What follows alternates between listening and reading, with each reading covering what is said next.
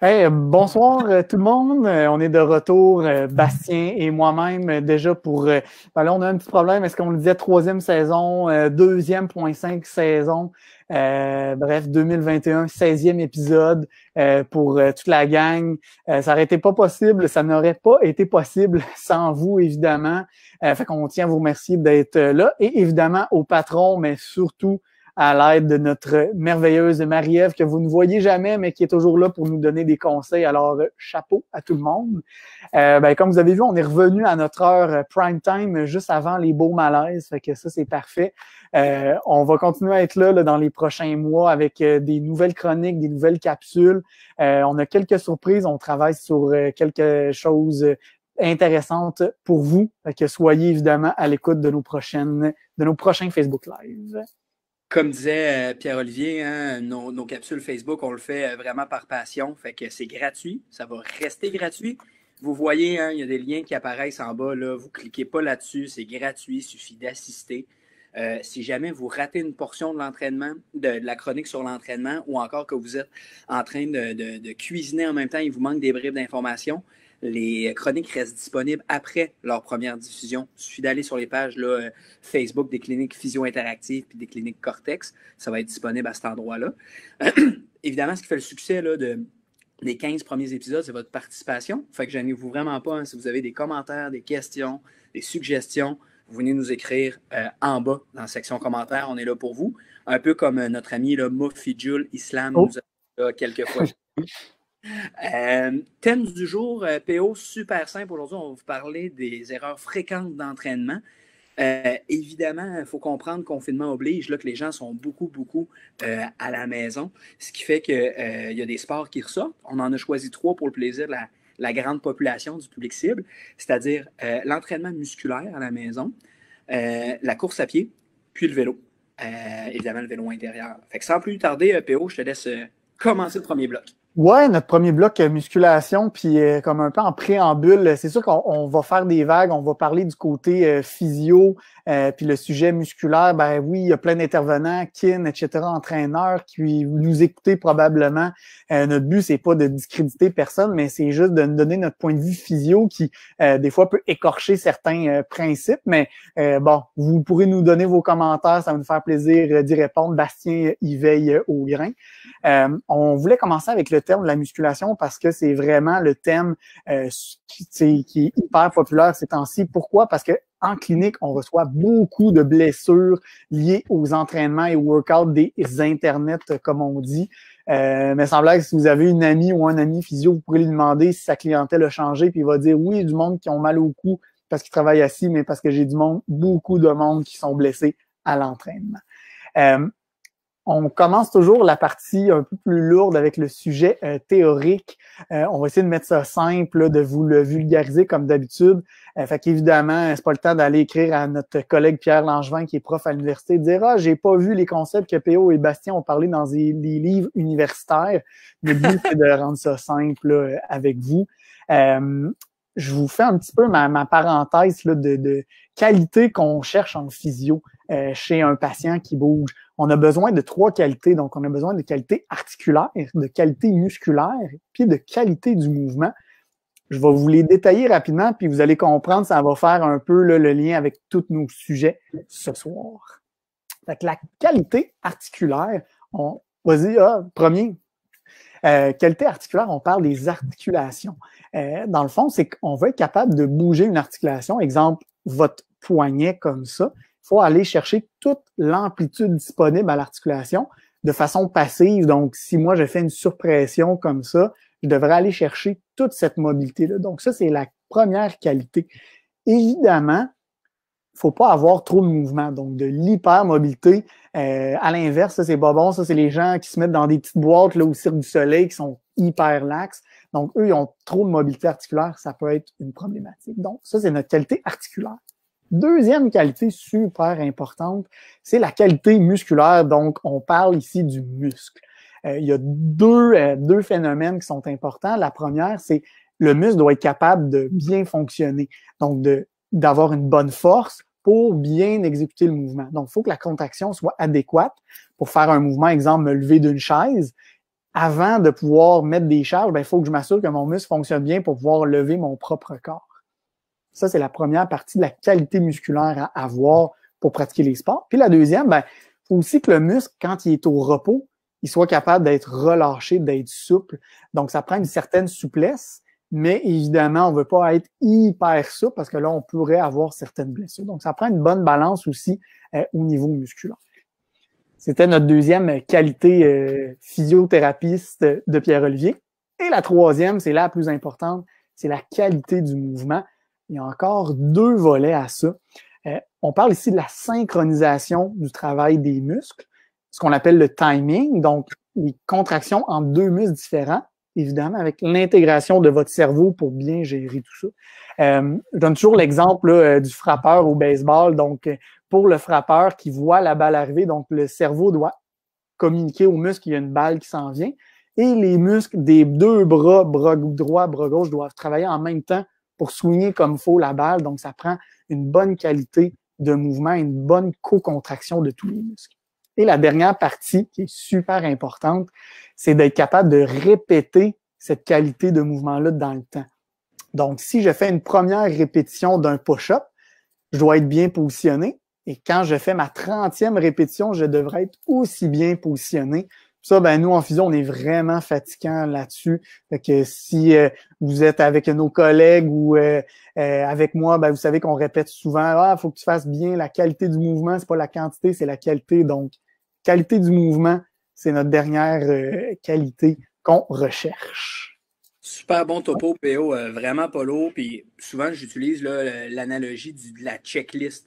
Si on a une bonne mobilité articulaire, une bonne mobilité musculaire, une bonne quantité, qualité musculaire, puis une bonne qualité de mouvement, si on a toutes ces qualités-là, de répéter un geste dans le temps, jusqu'à la fatigue, ne devrait pas nous mener à des blessures. Ce qui fait que les gens finissent par nous consulter en physio, c'est qu'il y a une lacune à l'une ou l'autre de ces trois qualités-là. Évidemment, les gens, là, on vous entend déjà, là, le public nous dire Bastien, comment je fais pour savoir si j'ai ces trois qualités-là? En fait, il faut l'évaluer, tout simplement. Puis pour ça, il y a deux professionnels de la santé qualifiés, physiothérapeutes, évidemment, ce que PO et moi on est, puis nos amis kinésiologues aussi, qu'il ne faut vraiment pas hésiter à aller voir, qui méritent beaucoup de crédit au niveau de l'évaluation de la condition musculo-squelettique. Un gros détour qu'on vous fait, puis PO a bien résumé tantôt pour dire que si vous êtes habitué de faire du bench, puis de lever super lourd, puis que du jour au lendemain, vous changez de geste musculaire, puis vous faites des push-ups, puis que vous n'avez pas, exemple, une belle qualité de mouvement, parce que c'est pas tout à fait la même chose, mais ça se peut que même si vous êtes habitué de lever très lourd, puis que vous ne pesez pas ce poids-là, puis que vous faites des push-ups, puis que vous en faites une quantité phénoménale parce que vous n'avez pas d'autres sortes d'exercices, vous n'avez pas varié votre entraînement, mais que vous soyez encore pogné pour venir en physio. Fait que c'est un résumé pour vous dire que ces qualités-là sont nécessaires, puis on va en revenir un peu à ces trois concepts-là au cours des différentes questions, là, que ce soit l'entraînement musculaire, la course à pied ou le vélo. Ouais, c'est vraiment très, très bon résumé. Puis j'aime ça, la checklist aussi. Fait que là, maintenant, quand vous allez voir votre physio, vous aurez votre checklist en face. Fait qu'on y va avec la première question. Là, on commence en force avec les mouvements qui ont la cote à l'entraînement là, ces jours-ci à la maison. Fait que je vais te lancer comme ça à la volée certains noms d'exercices. Puis Bastien pourra nous donner des informations puis des conseils sur ceux-ci. On va commencer avec un mouvement qui s'appelle le burpees. Vous allez voir une petite photo apparaître pour peut-être les gens qui sont moins familiers avec le mouvement. Donc, une genre de position push-up vers un saut dans les airs. Donc, le burpees, Bastien, on en pense quoi et qu'est-ce qu'on fait avec ça? En fait, on vient tout de suite aux trois premières qualités. Quelqu'un qui a une problématique de mobilité de hanche, quelqu'un qui a une problématique de stabilisation lombaire, quelqu'un qui n'a pas la force musculaire pour effectuer un saut à répétition, c'est voué à l'échec. C'est quelqu'un qui va se blesser, c'est sûr et certain. Je profite du burpee parce que c'est un geste qui est fait là, pour les gens qui ont caricature. J'ai plusieurs amis là, dans le domaine du CrossFit pour ne pas nommer ce sport-là en particulier. Les gens vont se lancer à terre, faire des crêpes, puis vraiment là, une exécution qui n'a pas de bon sens. J'en profite là, je ne veux pas parler du burpee en général, mais j'utilise ce geste-là pour vous parler de la vitesse d'exécution des exercices, peu importe leur nature. Pas de panique monique. Ou si vous voulez une expression un peu plus polie, il n'y a pas péril en la demeure. Ce qui est super important, là, c'est de prendre le temps de faire les gestes. Je suis le premier fan là, d'une franchise québécoise que je nommerai pas, on ne va pas faire de jaloux, qui nous permet de faire de l'entraînement en salle là, à partir de la maison puis d'être coaché. Il y a des coachs là-dedans qui sont hyper compétents, ils nous donnent plusieurs variantes, mais que leurs gestes sont effectués de façon très, très, très rapide et succincte. Ce qui fait que si vous essayez de suivre ce nombre de répétitions-là effréné, les chances que vous en échappiez une ou deux puis que la qualité du mouvement soit pas là ou que votre réserve musculaire soit pas suffisante sont énormes. Puis évidemment, ben, le risque de se blesser augmente. Fait que moi, le message que je veux lancer via le burpee, c'est passez à vos 3 qualités, assurez-vous de bien faire les gestes, prenez le temps de bien les faire, parce que anyway, si vous faites une contraction musculaire trop rapide, elle ne sera pas bénéfique. Exact. Puis, tu sais, pour le burpees aussi, il y a plusieurs variantes qui existent. Donc, quand on commence à s'entraîner et qu'on n'a pas les qualités musculaires que Bastien disait, puis où ça va trop vite, ben, faut savoir s'adapter. Donc, soyez aussi à l'écoute là, de vos sensations que vous avez. Puis, n'hésitez pas à poser des questions à l'entraîneur. Dire, ben, comment je peux le faire? Parce que c'est un geste quand même assez compliqué. Mais c'est bon, un bon résumé du burpees. On s'excuse, on n'a pas trouvé la francisation du mot. Je sais pas s'il y a un mot, enfin même peut-être quelqu'un pourra nous l'écrire dans le live, un kinésiologue qui pourra nous prendre en défaut. Ouais. Deuxième exercice, super simple, mais peut-être problématique, les fameuses planches abdominales qu'il faut maintenir d'une durée indéterminée pour avoir des abdos de béton. Je vous montrerai pas les miens, ça ferait des jaloux, là. Les fameuses planches abdominales interminables. Est-ce qu'on veut vraiment faire la plus longue planche possible au détriment de toutes les qualités qu'on vient de nommer, ou ce qu'on veut en fait, c'est avoir le bon comportement quand c'est le temps d'avoir un gainage adéquat? Est-ce que c'est plus pertinent, dans le fond, de gainer adéquatement 10 fois 10 secondes, ce qui arrive vraiment dans une vie quotidienne, répète des gestes, ou d'être capable de faire la même quantité de secondes, c'est-à-dire 100 secondes, de façon consécutive, mais avec des comportements de compensation, des problèmes de dos, puis peut-être même des problèmes périnéales qui peuvent arriver ou survenir. C'est vraiment une question qui est posée, puis tu sais, la réponse est plutôt simple. Ce qu'on veut, c'est être capable, quand on change de mouvement, quand on change de position, d'avoir un comportement adéquat au niveau des muscles. Puis c'est pas vrai qu'en tenant 4, 5, 6, 7, 8 minutes de votre planche, ben c'est ça que vous allez créer. La plupart du temps, qu'est-ce qui se passe en fait? Vous créez une hypertonie. Fait que, PO, tantôt, il parlait de souplesse musculaire. Si vous êtes toujours en mode gainage, puis couper le souffle, ce qui est d'ailleurs une stratégie, mais qu'est-ce que vous allez faire? Vous allez juste contracter tous les muscles. Puis quand vous allez vouloir reproduire ça, mettons vous êtes en train de jogger puis vous voulez encore gainer, si votre truc c'est de crisper partout, ben ça sera pas efficace, ça va être énergivore, puis c'est pas reproductif parce que dans la vie, ben il faut respirer. Fait que bref, la planche, est-ce qu'elle est à bannir? Non. Est-ce qu'elle est à faire évidemment avec une qualité de mouvement? La réponse est oui. Puis pour éviter de perdre la réserve musculaire, ben, c'est de répéter le geste, évidemment. Puis quand on voit que la qualité commence à manquer, pardon, ben c'est le temps d'arrêter. Exact. Si vous voyez que vous êtes en train de faire votre planche puis vous êtes quasiment sur un bateau, ben peut-être que vos muscles ont besoin d'une petite pause avant de recommencer. D'ailleurs, on a une bonne amie, Kim Bruno Gagnon, qui est kinésiologue. Je la salue. Une fille super compétente, évidemment, dans son domaine. Puis elle précise, la planche, c'est tellement un exercice raté, là.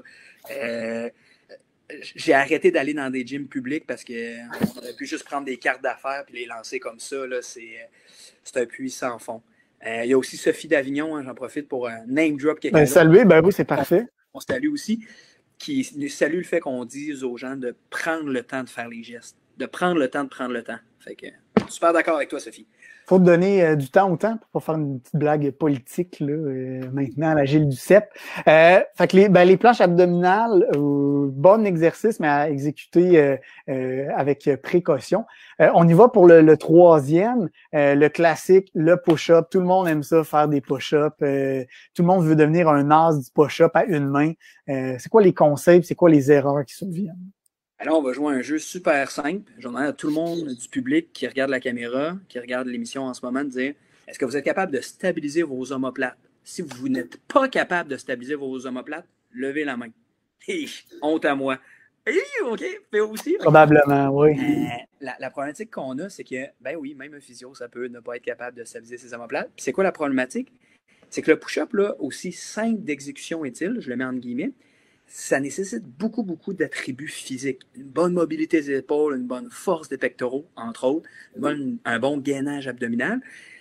Ce qui fait qu'à partir du moment qu'on a des omoplates pas adéquates, c'est-à-dire qui sont instables, qui font ce qu'on appelle une dyskinésie, un mauvais mouvement, ben, les risques de vous blesser, d'exposer vos blessures, d'exposer vos épaules, pardon, à des blessures. Je parle d'épaule, puis ça pourrait être le cou, ça pourrait être d'autres articulations, d'autres régions du corps, sont excessives. Fait que, évidemment, j'invite les gens, là, à se faire évaluer, puis deux, à pas, un peu comme on disait pour les gens, tu sais, quand on a fait PO, un live sur la course à pied. D'ailleurs, il est encore disponible pour les gens qui ne l'ont pas vu.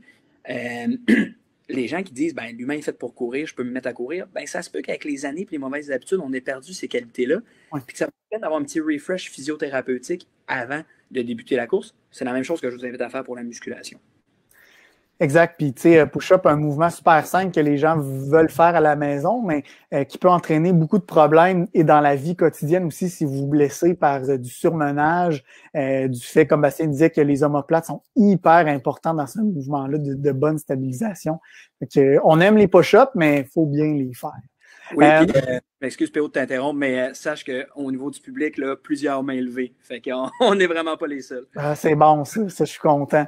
Vous pourrez tous vous filmer, on pourrait partir un nouveau mouvement, là, problème de push-up, puis on pourrait faire ben du village là-dessus, mais il faut passer à notre prochain mouvement. En fait, c'est un mix de deux mouvements. Donc, on a les fameux squats, donc comme ça, un peu se lever d'une chaise, et les fameuses fentes ou les lunges là, que vous allez voir apparaître à l'écran.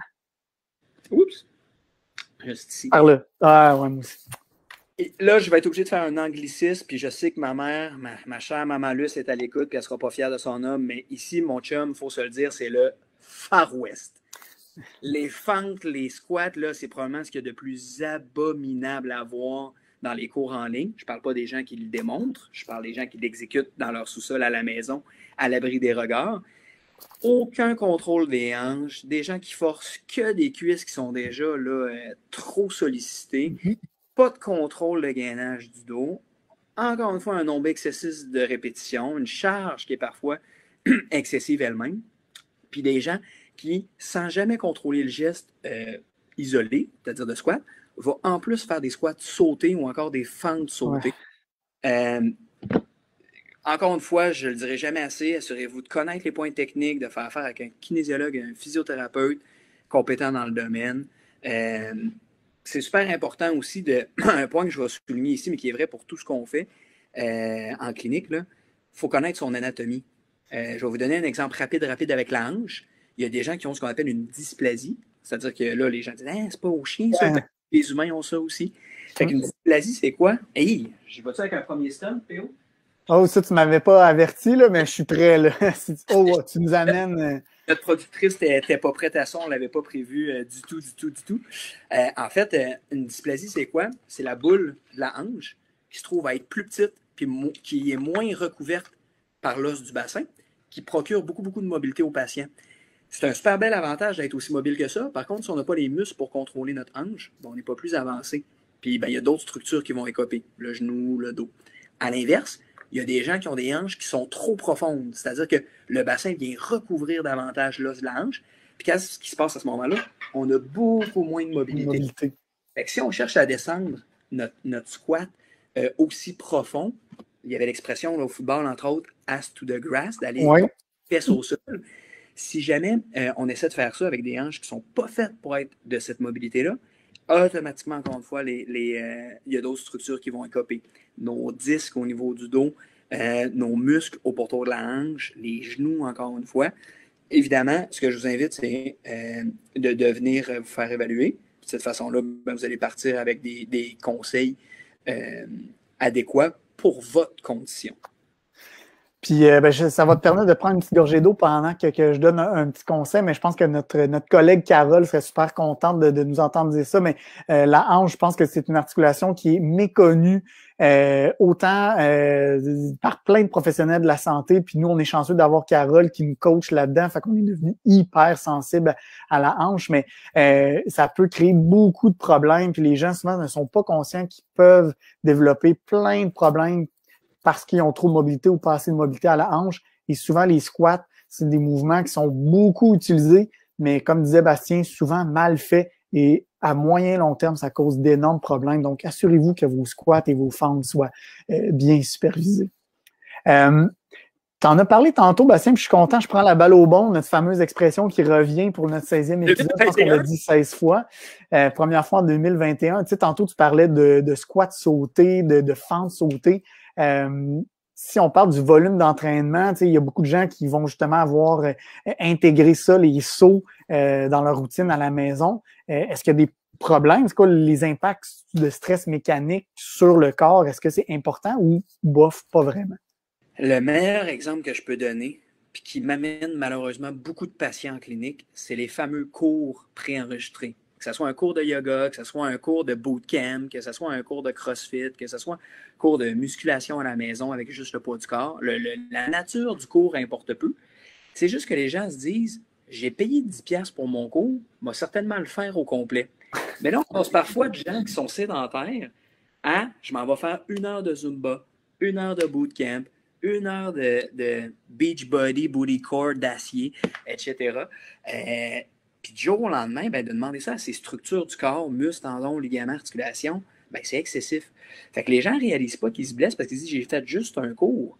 Mais ça, un cours, c'est peut-être 90, 150, 260 flexions de la hanche. Puis si vous passez votre journée assis à pas d'en faire, ben, ça fait beaucoup plus de flexions du jour au lendemain. Puis il y a des structures à ce moment-là qui peuvent trouver ça dur. Je fais un parallèle, PO, tout de suite, là, avec le volume d'entraînement, avec les sauts. On a squat puis de fente sauter tout à l'heure.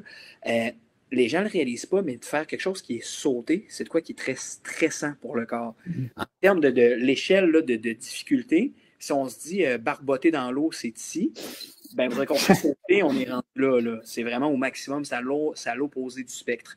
Là où je veux en venir avec ça, c'est que si vous faisiez toujours des entraînements un peu par vous-même, là, push-up, squat, abdominaux, nanana, puis genre même vous faites des cours, puis dans le cours, le coach se met à sauter ses fentes, sauter ses squats, ben vous avez le droit de dire hey, c'est quoi aujourd'hui, je vais juste faire le cours de pause, pas faire le même nombre de répétitions que le coach qui est en face de moi, puis je vais voir comment je vais. Puis si jamais j'ai pas de douleur pendant mon cours, j'ai pas de douleur après avoir terminé le cours, puis je me lève pas le lendemain matin en marchant avec une drôle de posture, ben peut-être que je pourrais ajouter un petit degré de difficulté la fois d'après. Évidemment, ce genre d'interface-là, comme des fois on a des abonnements, je vais dire, illimités pendant un mois, on est tenté de rentabiliser notre abonnement. Puis à ce moment-là, qu'est-ce qu'on va vouloir faire? C'est en faire un maximum en peu de temps. Puis souvent, les gens, qu'est-ce qu'ils font? Ils aiment une seule sorte de cours. Fait qu'est-ce qu'ils font? Ils font ce cours-là à tous les jours.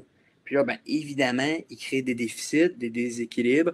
Puis c'est là que les gens nous consultent en comprenant pas trop qu'ils ont peut-être exagéré du jour au lendemain. Ah, c'est bon. Puis, tu sais, tu me permets de rajouter, là, je sais que l'explication était 10 sur 10, là, j'ai juste l'air du gars qui pèle, qui rame en arrière de toi, là, mais c'est un peu ça, mais bon.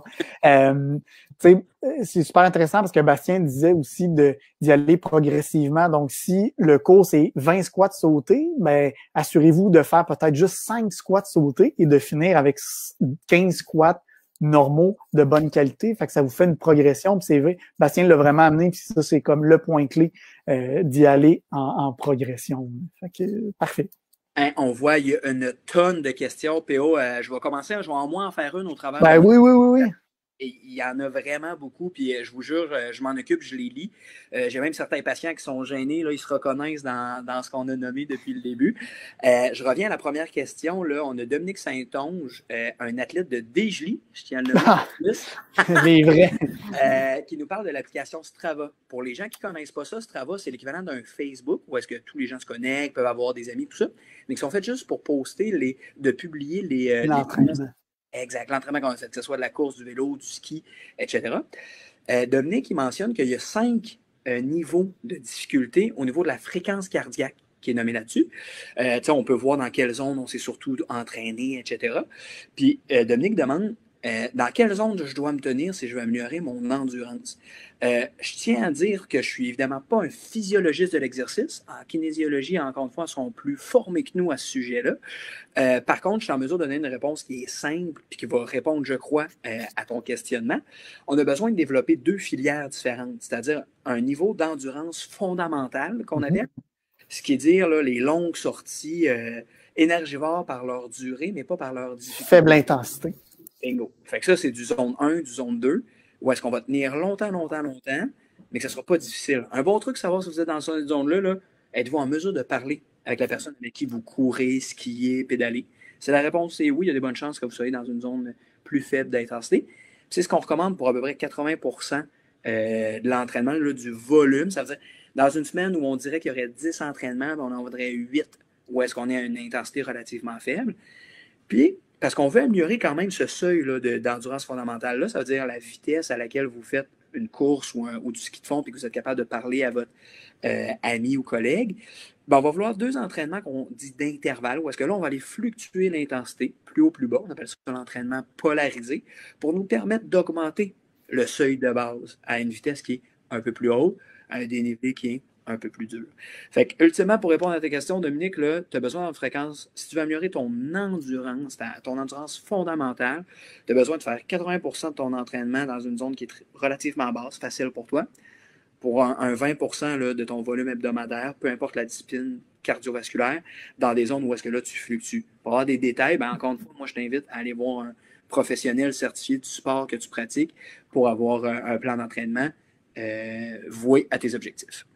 Puis, si tu me permets aussi, Bastien, d'y aller, tu sais, on parlait de course à pied, mais quelqu'un qui fait seulement de la course à pied, oui, il va développer une certaine qualité, mais on en a parlé tantôt, ça nous prend des qualités musculaires, ça nous prend des qualités articulaires et des qualités de coordination musculaire.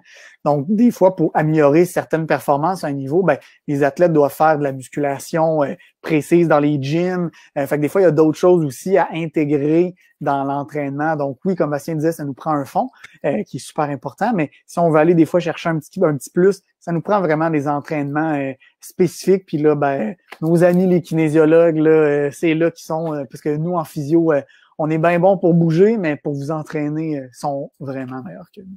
Yes, sir. Stronger together, comme dirait Simon Robitaille. Hey, Théo, je t'amène sur un terrain glissant. Fait que j'aimerais bien que tu mettes tes crampons à la file fait pour répondre à la prochaine question. Le yoga.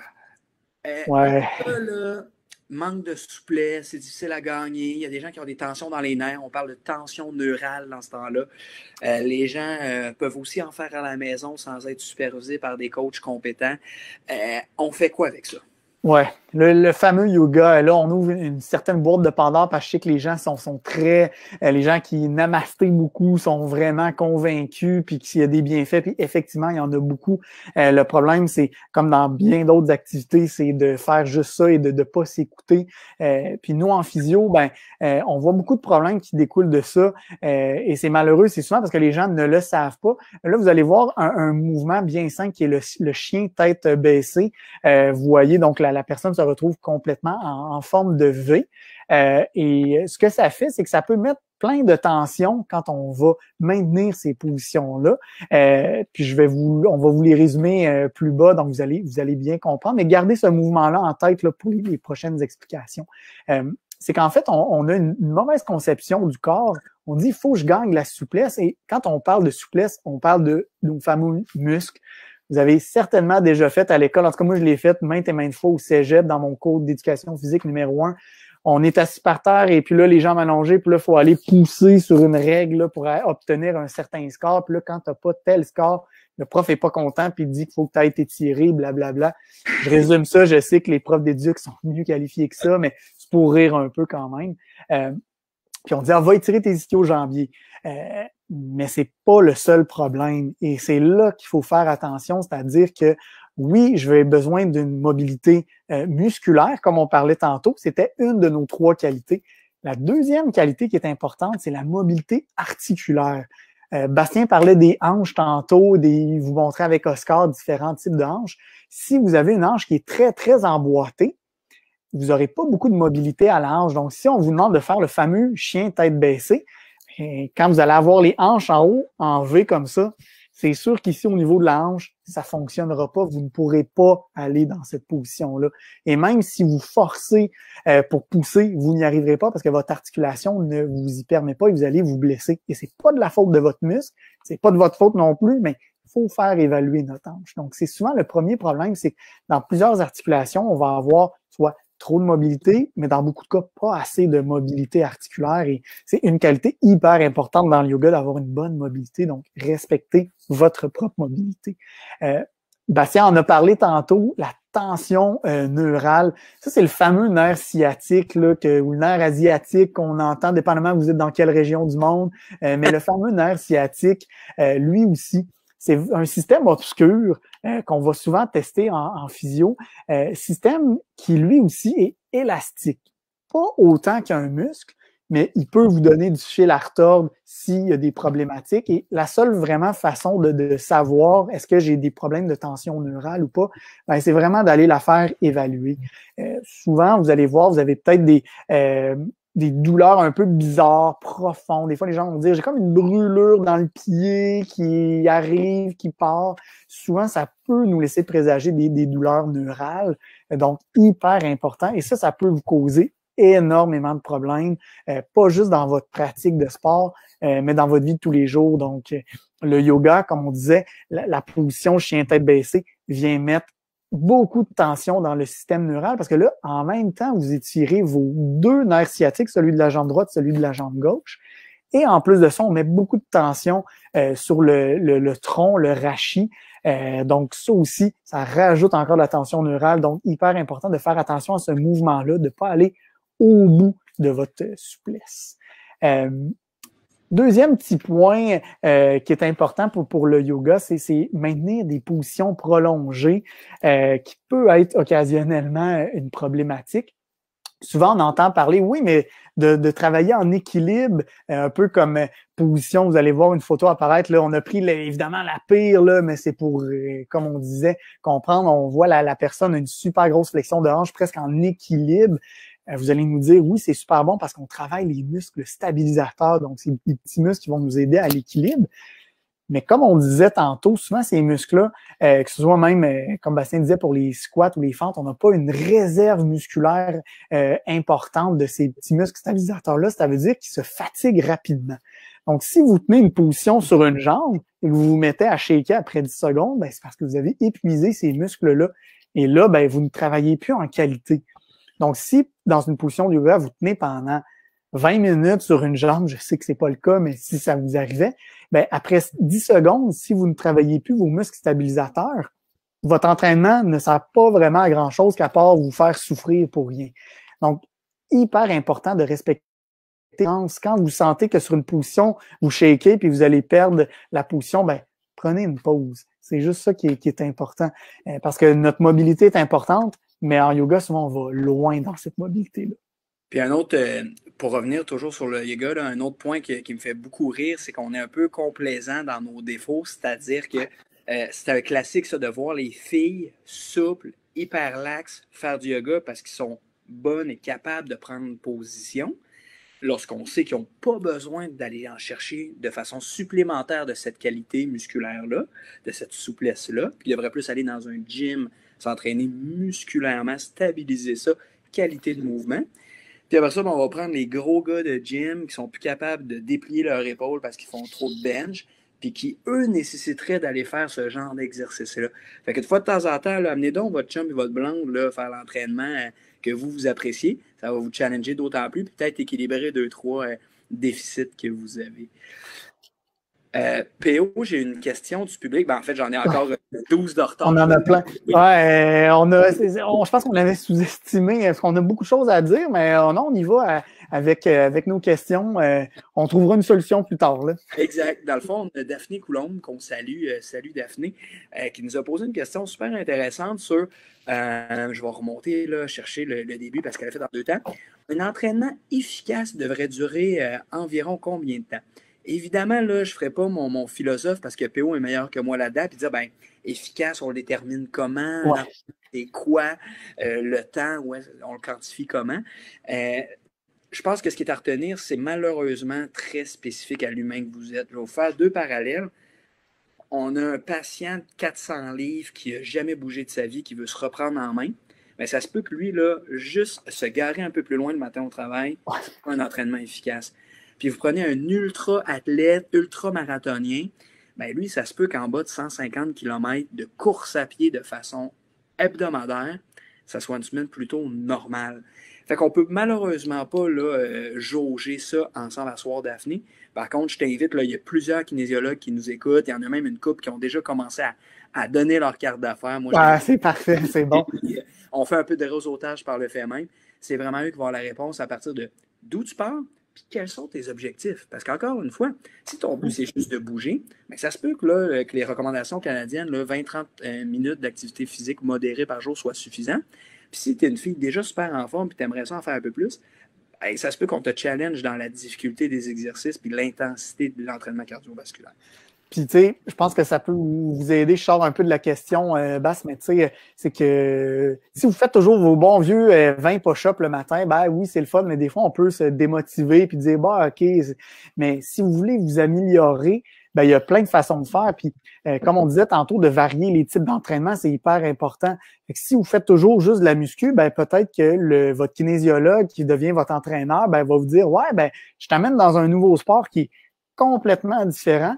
Puis en le pratiquant quelques fois semaine, vous allez transférer ces qualités-là dans vos push-ups. Puis là, ben, si vous étiez bloqué à 10 push-ups, pouf, soudainement, ben, j'en fais 12, j'en fais 15, puis ça va bien. Et vous allez pouvoir progresser. Puis souvent, les gens qui s'entraînent de façon régulière, ils aiment bien progresser. Je pense que c'est une bonne façon de ne pas rester stallé comme moi à la course à pied avec mon bon vieux 4,50, 4 et même 5 minutes et stallé là depuis X années. En fait, ça nous amène à notre bloc numéro 2, ça, PO. Ben, sans le vouloir, j'y vais avec ça. On y va avec un super bon jaseur, là, comme vous savez.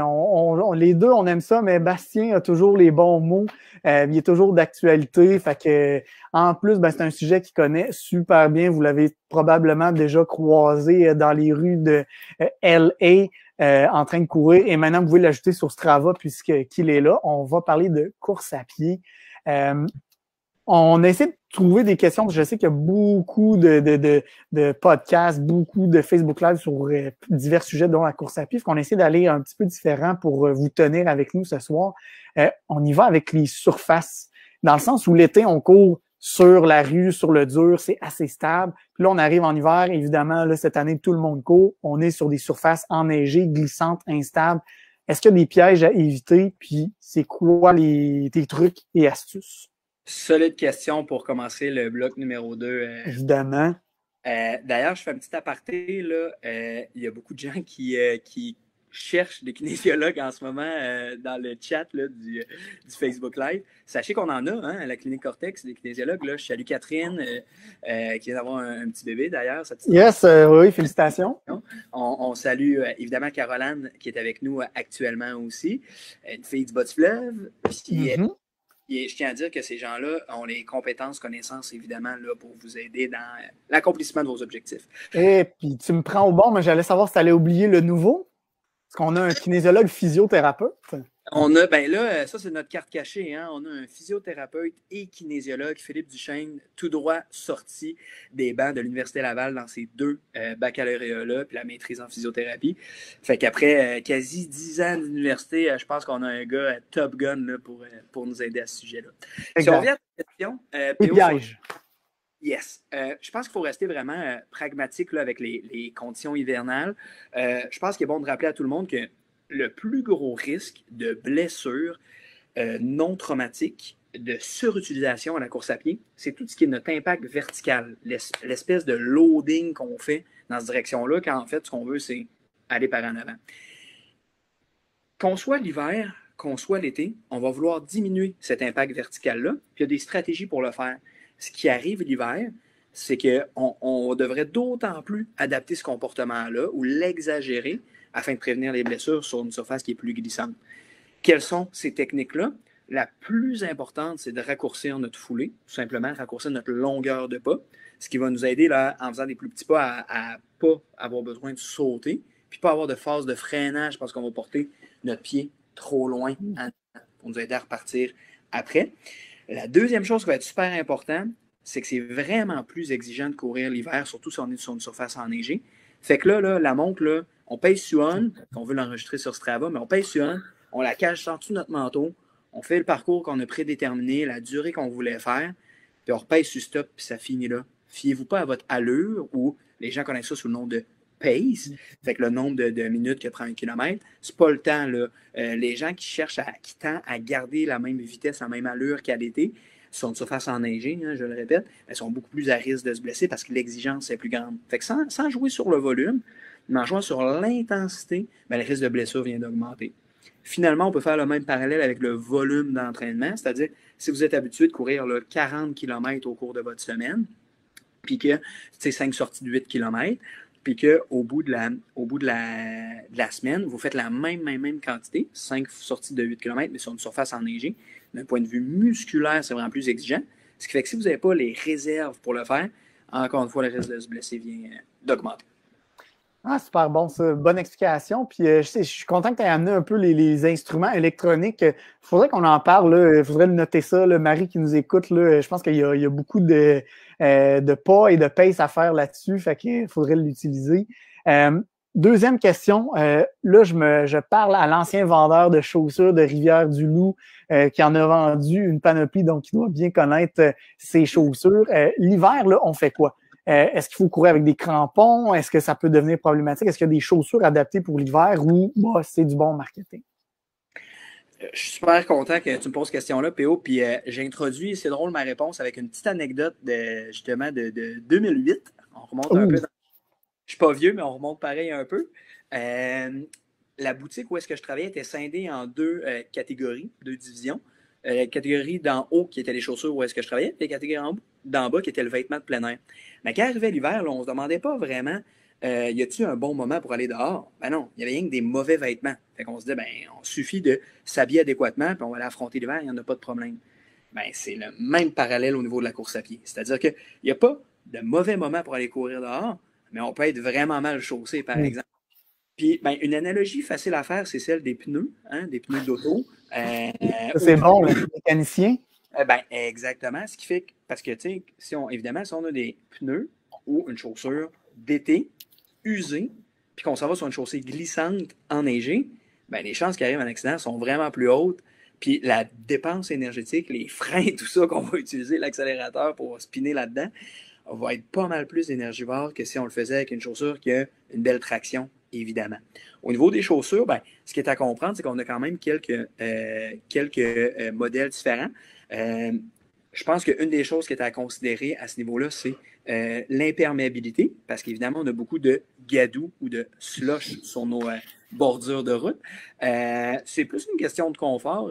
J'ai couru là, quelques années avec une chaussure de mèche, avoir les pieds mouillés, puis tu sais, ça se fait. Évidemment, les gens qui ont le syndrome de Raynaud, c'est un peu moins suggéré. Mais bref, il existe des modèles imperméables qui ont vraiment une membrane.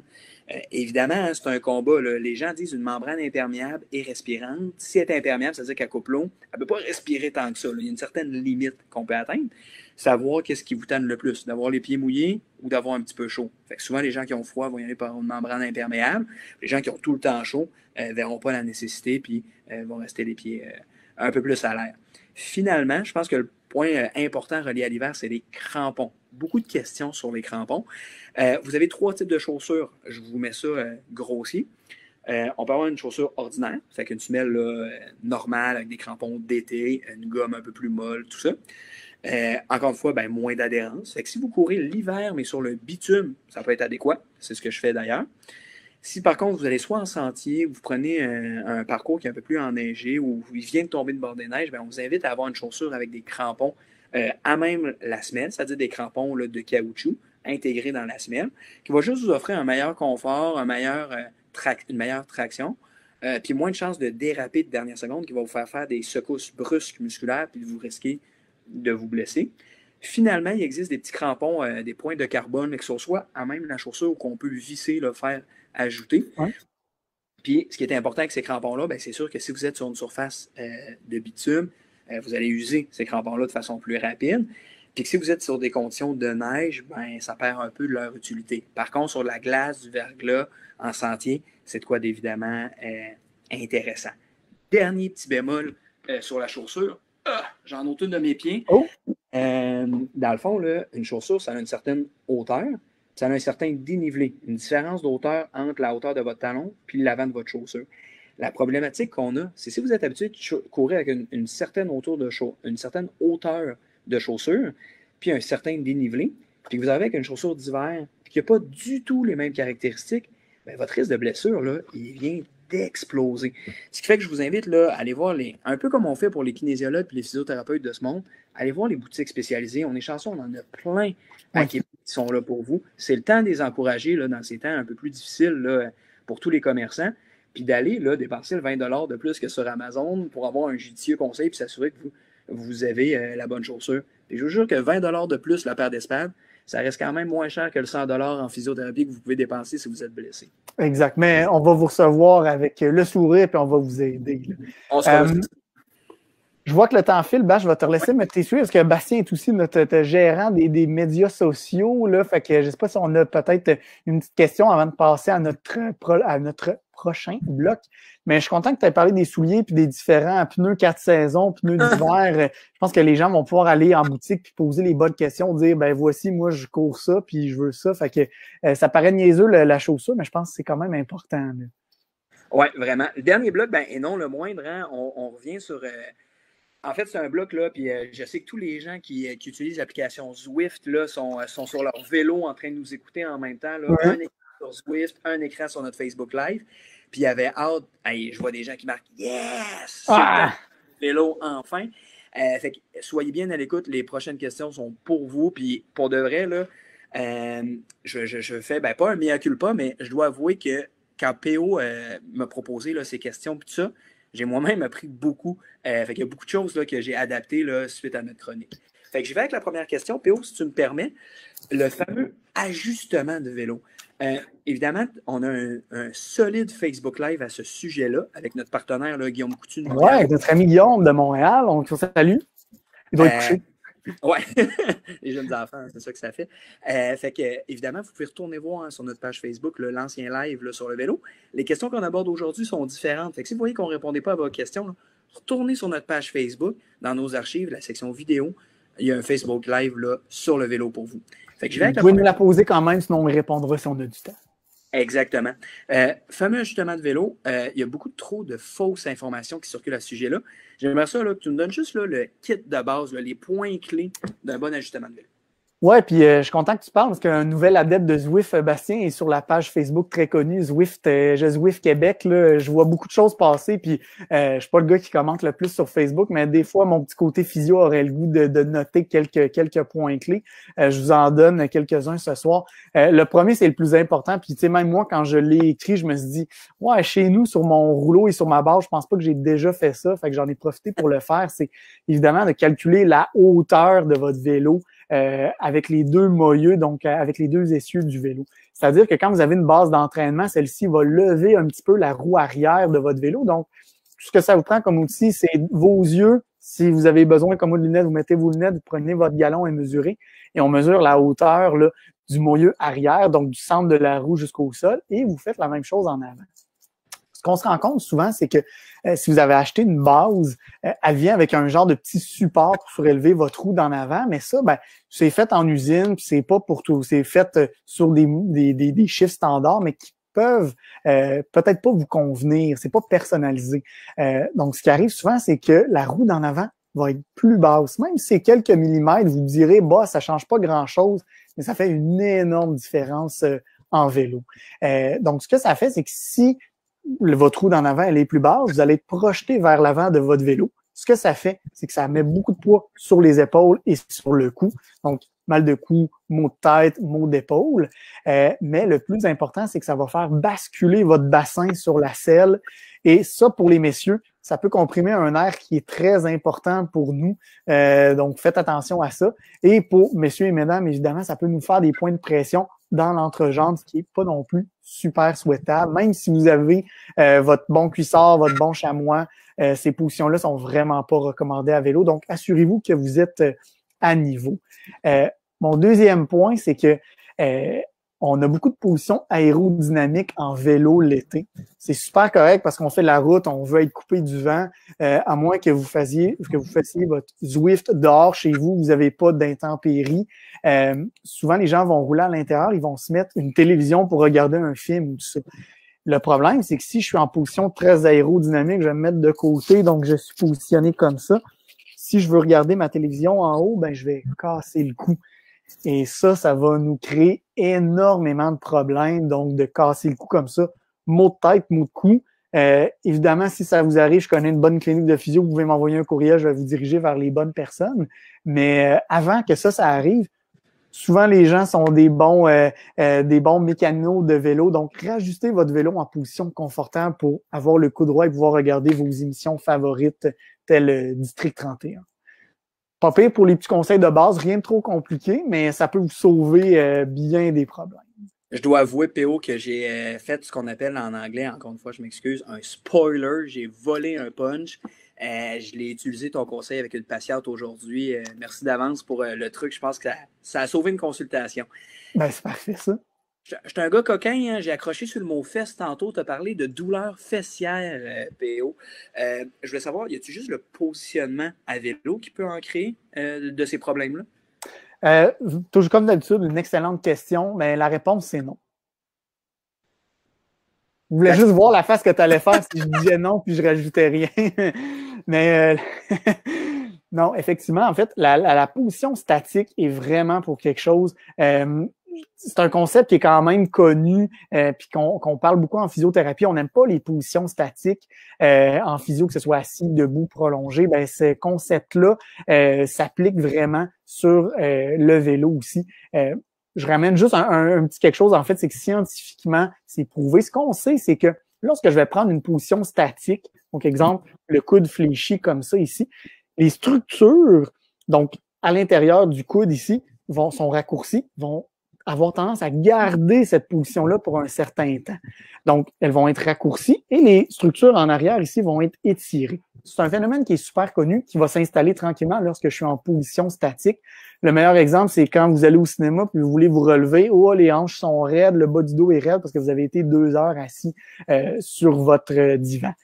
Ben, c'est la même chose en vélo, puis ça peut même être encore pire. C'est-à-dire que si vous écoutez sur votre vélo, vous moulinez relax parce que vous êtes dans votre entraînement de basse intensité, vous écoutez tous vos épisodes de District 31 que vous n'aviez pas écoutés et vous avez le cou cassé comme ça, ben, c'est sûr que ça va être problématique pour le cou. Et quand vous allez faire un mouvement, ben, ça se peut qu'un genre de torticolis vous empêche de finir vos épisodes. L'autre point super important, puis vous le voyez, là, je sais que l'écran est petit, mais c'est notre fameux bassin. Et ce que je voulais vous montrer, c'est que vous avez 2 petites pointes osseuses qui sont les ischions. Et c'est ce qu'on va mesurer à vélo pour trouver les largeurs de selle. Même si votre selle est super confortable, à vélo, ben, on va souvent avoir 2 points d'appui sur chacun des ischions. Et ça, si vous ne vous levez jamais, si vous faites juste mouliner, que votre selle est un petit peu inclinée, ce point de pression-là va être extrêmement problématique et peut causer pas juste des douleurs à la fesse, mais plein d'autres problèmes. Votre selle, comme je vous disais, elle peut être hyper confortable, bien ajustée, mais si vous ne bougez pas, on reste en position statique. C'est sûr que vous tirez une balle dans la fesse, comme on dit, et ça va être vraiment problématique. Donc, la position statique à vélo, c'est vraiment pas l'idéal. Il faut bouger même si on roule à l'intérieur. Solide réponse. J'ai une question du public, PO. Ouais. Je la salue d'ailleurs, Gabrielle Bernatchez, une giga athlète du triathlon rouge et or. Fait que j'espère que ta réponse est prête, mon chum, parce que je n'étais pas prêt à ça. Là. Je vais reprendre une petite gorgée de... Tu vas voir, la réponse est la question est quand même simple. Si je change mon positionnement à vélo, fait que je veux pas name drop de clinique, mais mettons qu'elle est venue chez Physio Interactif Les Cortex, qu'elle est venue faire un super bon bike fit avec toi, PO. Elle veut savoir combien de temps je dois attendre avant de refaire des modifications ou pour voir si mes changements sont efficaces. Parce qu'il y a une période d'adaptation que tu as nommé tout à l'heure, des positions qui font qu'on prend une certaine élasticité, on s'habitue au stress mécanique de notre position. Ben, à partir de quand on peut dire « OK, je suis confortable, je garde ça » ou « il me reste une petite gêne, je devrais aller faire un réajustement ». C'est bonne question. Puis comme on disait tantôt, ça va dépendre de chaque personne. C'est sûr que quelqu'un qui me dit je fais mon entraînement, j'ai un petit point inconfortable. Exemple, on va parler d'une douleur de la fesse comme on parlait tantôt. J'ai un point dans la fesse, j'ai roulé 1 heure, je sors de mon vélo, je suis raqué un petit peu. En dedans de 1 demi-heure à 1 heure, cette douleur-là devient un petit inconfort et à travers la soirée, cette douleur-là part. Je m'inquiète pas. C'est sûr que si cette douleur-là est présente à chaque entraînement, vous le testez sur 1 semaine, 2 semaines, cette douleur-là, même chose toujours, plus ou moins 1 heure, persiste, diminue rapidement dans la soirée, mais à chaque entraînement, ça revient sur plusieurs semaines, je pense que ça vaut la peine de réajuster quelques petites affaires. Et c'est sûr que si cette douleur-là, vous faites une ou deux sorties, la douleur reste le lendemain, vous avez une bonne douleur, vous sentez que ça vous limite même dans la marche, je pense que là, à ce moment-là, ça va être important de consulter parce que c'est une douleur qui reste vraiment longtemps. C'est sûr que, bon, l'exemple est facile là, en parlant. Des fois, je sais que c'est peut-être une question un petit peu plus poussée, mais c'est la réponse politically correct, je dirais.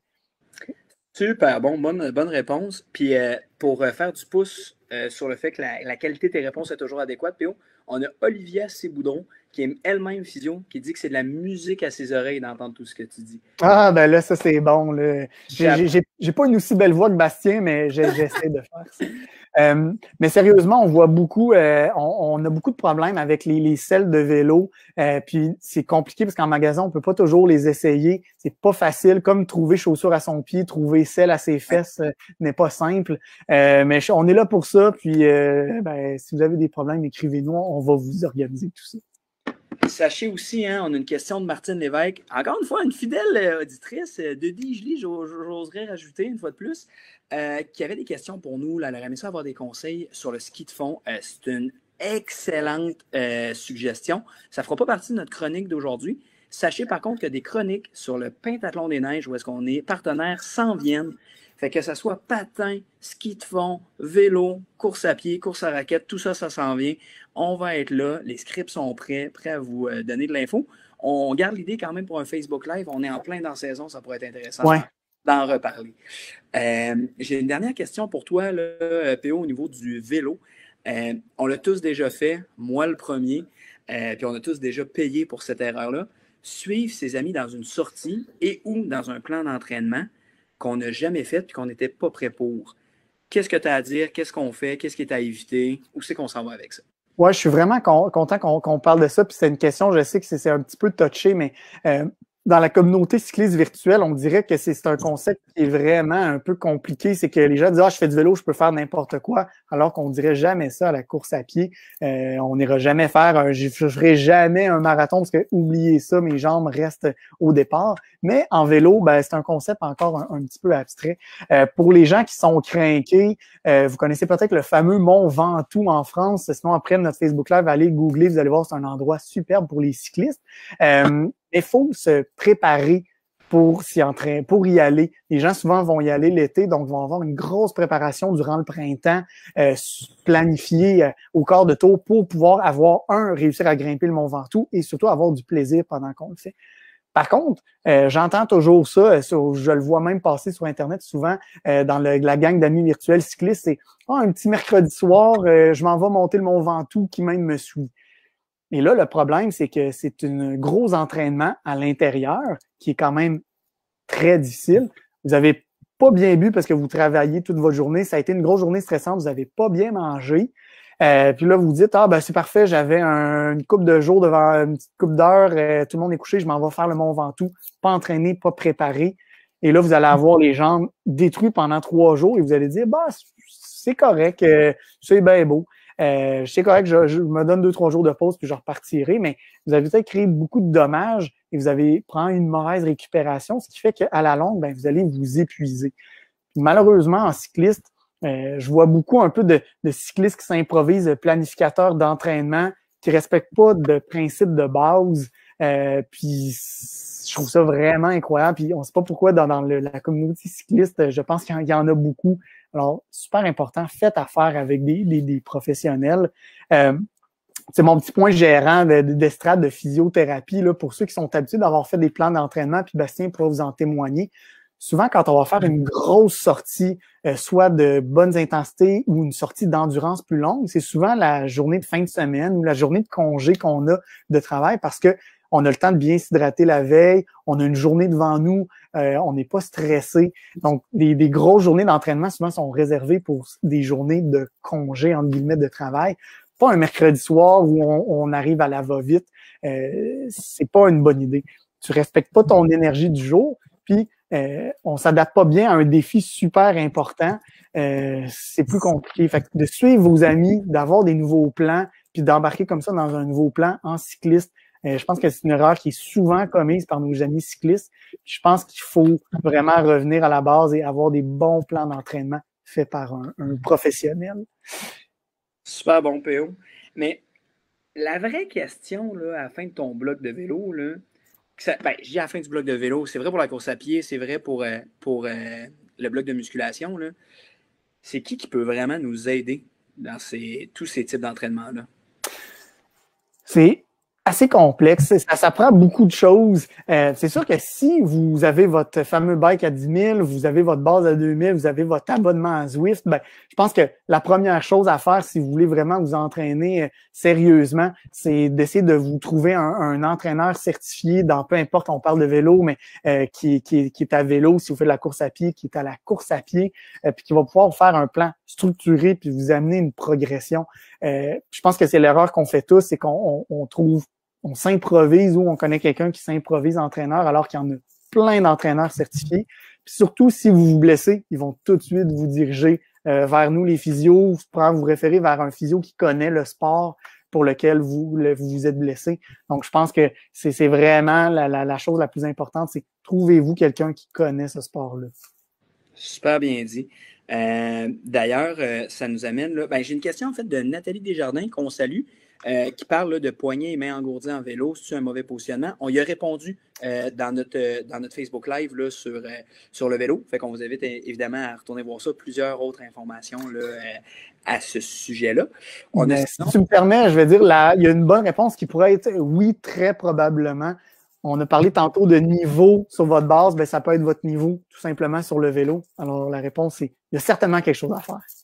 On a aussi John Patrickson, j'espère que je te débaptise pas trop, John, qui nous demande est-ce que le foam roller, la balle roulée sous le pied peut être néfaste?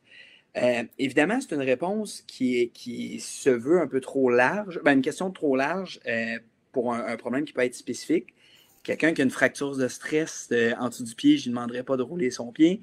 Quelqu'un qui a une grosse fasciite plantaire qui fait extra mal, je ne lui demanderais pas de rouler en dessous de son pied non plus. Mais j'aimerais ça vous entretenir quand même un peu, là, sur tout ce qui est massage à la balle et foam roller. Je pense que c'est une question qui est inévitable en physiothérapie. C'est quotidiennement qu'on se fait demander là-dessus.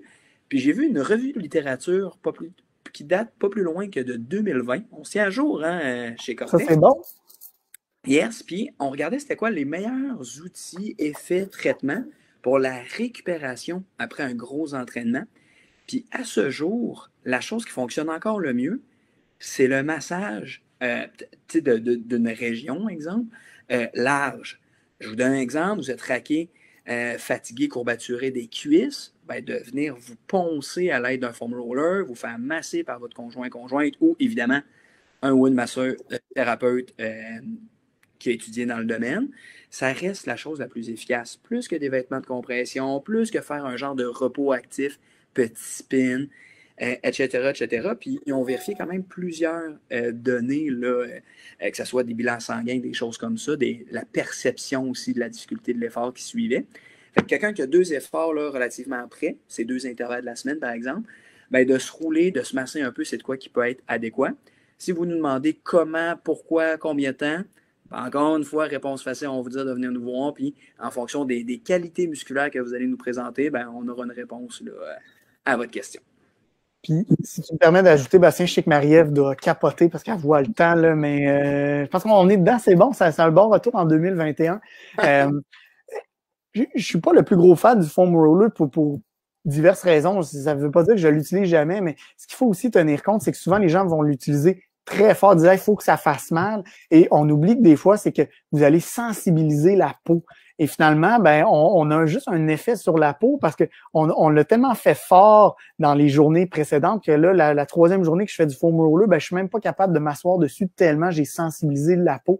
J'ai pas fait nécessairement d'effet musculaire, je me suis donné mal parce qu'on l'a mal utilisé. Fait que c'est correct, comme disait Bastien, oui, il y a des études qui nous parlent de massage et de relâchement, mais encore une fois, il faut bien le faire. Fait que, comme on dit en anglais, on y va avec les expressions anglaises. Donc, un fou avec un outil reste un fou, traduit de mon franglais comme ça. Donc, tu sais, si vous avez un outil, mais vous ne savez pas bien l'utiliser, tant qu'à ça, allez consulter les bonnes personnes. Super bon, PO. Là, c'est vrai, je me fais tirer l'oreille. Là, on arrive déjà à la fin Super, on a eu une belle vague d'amour, PO. Là, tu iras le voir les commentaires. Là, on a même une patiente qui nous dit merci les gars, vous êtes beaux en plus. Hey, wow, se faire dire visuellement performant, ça c'est toujours apprécié. Laissez-nous tous les commentaires, questions qu'on n'a pas répondues. Là. PO et moi, on se fait un devoir de retourner voir ça. Probablement dimanche matin avec un petit café spécialisé. Laissez-nous un peu de temps et on va vous répondre à tout ça. N'hésitez pas à aller nos pages, les pages Facebook, Physio Interactive puis Clean Cortex. On a aussi un compte Instagram, c'est pas nouveau. Physio Interactive, petite barre en bas, Cortex. Sinon, pour le mois prochain, PO, on parle de quoi?